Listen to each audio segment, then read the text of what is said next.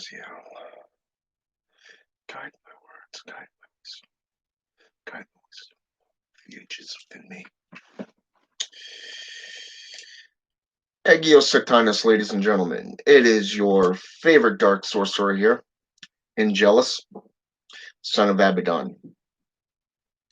Tonight, I'd like to talk to you a little bit about necromancy and that of medical applications. Okay?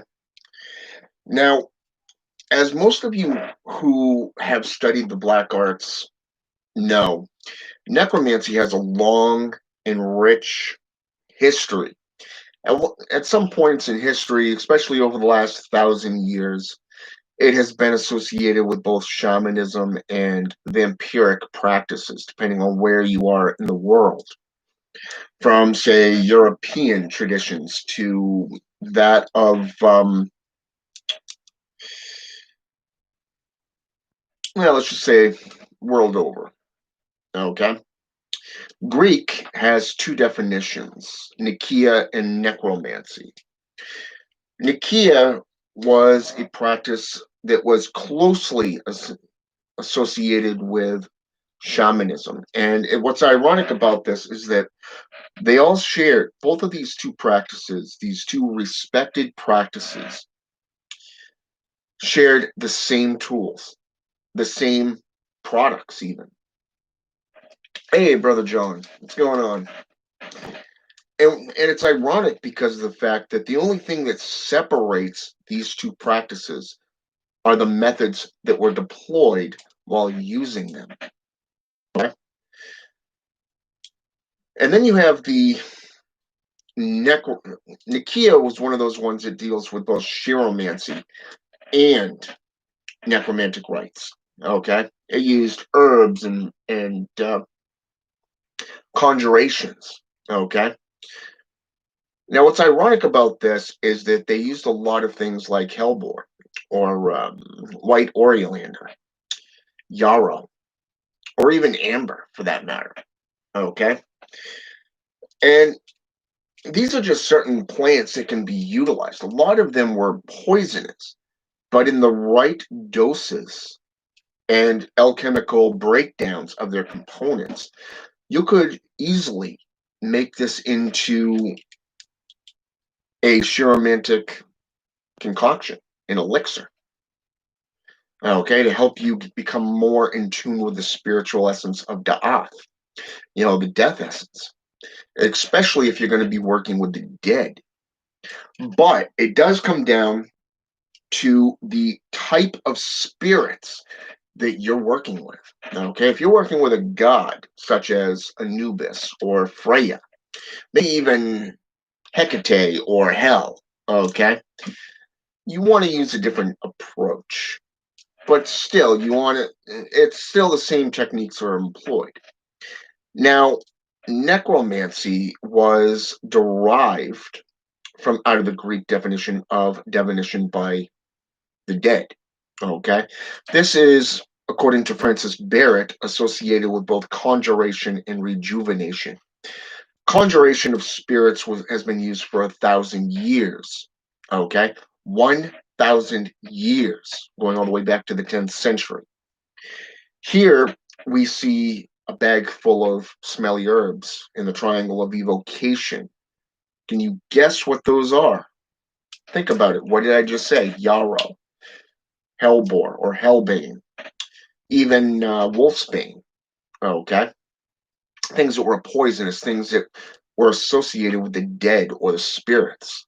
Okay, this is what necromancy was associated with today, known as chiromancy. Okay, but then the other application, according to Eliphas Levi, Francis Barrett, okay, and a couple others, is rejuvenation of a corpse.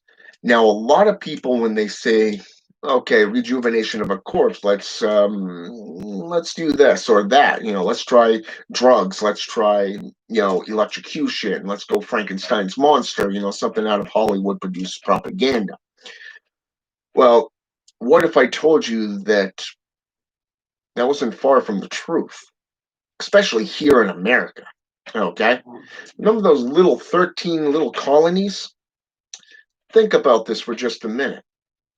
Medical professionals have been using necromantic rites for the last 300 years right here in the US. You go into the old world, medical applications to necromancy has been used since the 10th, 11th, and even 12th century. Okay? AD. That's a long time. That's 1,000 years worth of medical applications. And the cool thing about this is that there's been a few practitioners out there that really have touched base on the medical applications. One of which died back in 2017, I believe, by the name of Raymond Buckland. His book, The Complete Book of Witchcraft, has at least 10 to 20 pages. 10 to 20 pages, ladies and gentlemen, just on herbs from their actual Latin names to their medical usage, from helping with menstrual cramps to kidney disorders to purification of the blood and many, many more, including helping the liver, the heart, the lungs. So many different herbs and plants that can be utilized just for this. Wormswood is one of them. Lemon balm is another. Lemon seed, poppy seed, you name it, they're there. Okay? But the two that I found that were the most beneficial over the last 20 to 30 years was a man that died back in 1997. A man that practiced herbalism on a professional level. Scott Cunningham. His wife and daughter picked up where he left off. And they even have, I believe, Jill Cunningham actually has a book for Wicca for the beginners, for the beginning Wicca, in PDF format and such you can get off Amazon. But still, it's there. Scott Cunningham had a couple good books from fruits and vegetables. They did the body right. Okay? Things that would increase your masculinity or your feminine. Okay? Such as, say, for an example, carrots, celery, strawberries, blueberries. Okay? All of these things played a huge part. Wicca in the Kitchen was the name of that book. Now, what's ironic is that he also wrote a book called Herbalism. Okay? Herbalism, I forget the entire title of it because it was a long title, but it was Herbalism, the magical remedies or something like that. And what was ironic about this one particular book is that it described the planetary. It described the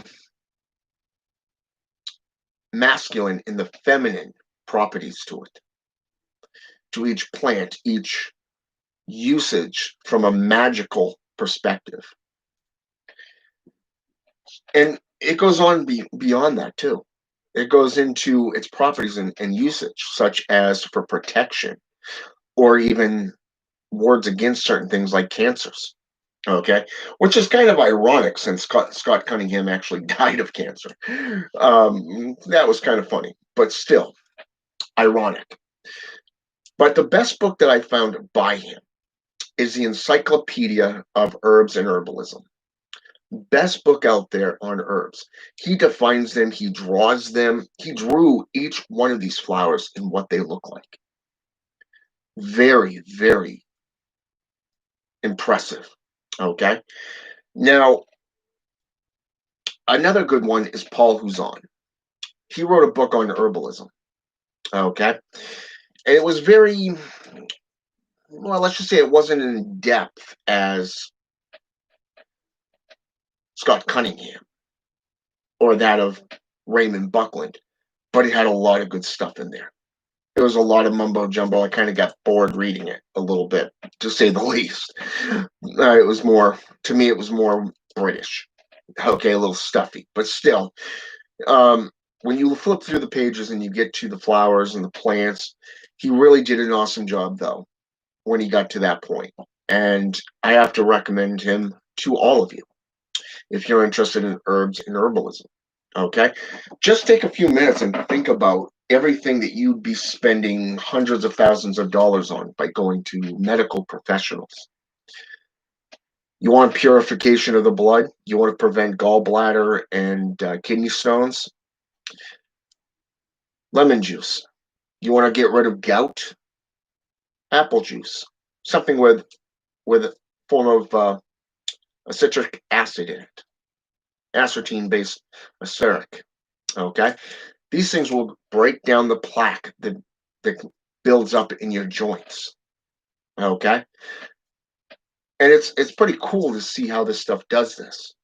More so when you learn about it. Now, in my last video, I discussed a little bit about the fallen tower, or the tower of the fallen angels, and how seals and wardings and things go into healing. So consider this part 2 of that, because of the fact that I want to get into this and really touch base on this, especially over the next week, because there's just so much information that will enlighten you on just this alone. We're talking going all the way back to medical doctors as far back as the 12th century. I'm talking 1207 AD. Okay, I'm talking utilizing electricity to stimulate the body, the nerves, cold water to freeze and jumpstart the psychosis within the brain chemistry. You add both together, you got one hell of a party. Not joking. And it's funny because of the fact that while I was sitting there and reading the applications of the Tower of the Fallen, it mentioned healing.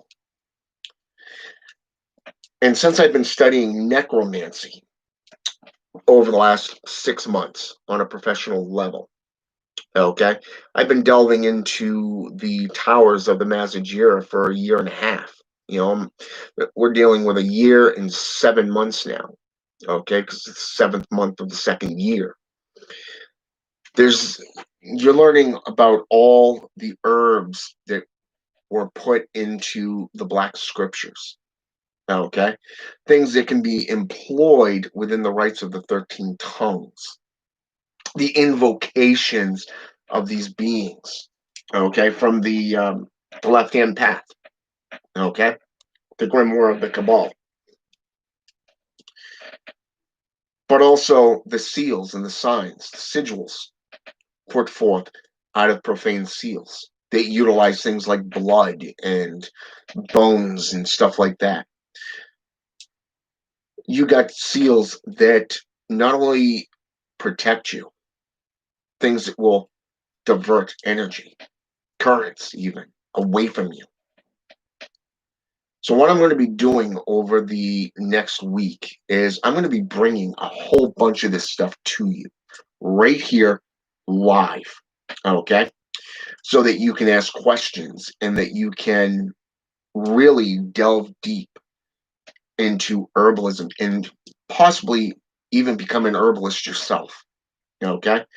I remember how many of you remember growing up out in the country, if you actually lived in the country, okay, and doing gardening, okay? Either planting flowers with your parents, or perhaps a vegetable garden was created. You know, that was a good 25, maybe 30 years ago for me. Okay, I'm 41 now.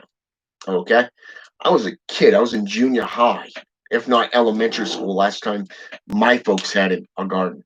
Okay, it was soon after that I delved into the black arts, the dark arts, 7 forbidden practices condemned by the church. Okay, so I mean, there's a lot that's coming to you, going to be coming your way. I hope you have a lot of paper, a lot of ink or lead, depending if you have a pencil or a pen. Either way works because you're going to be taking a lot of notes. All right. Now, keep in mind this as well.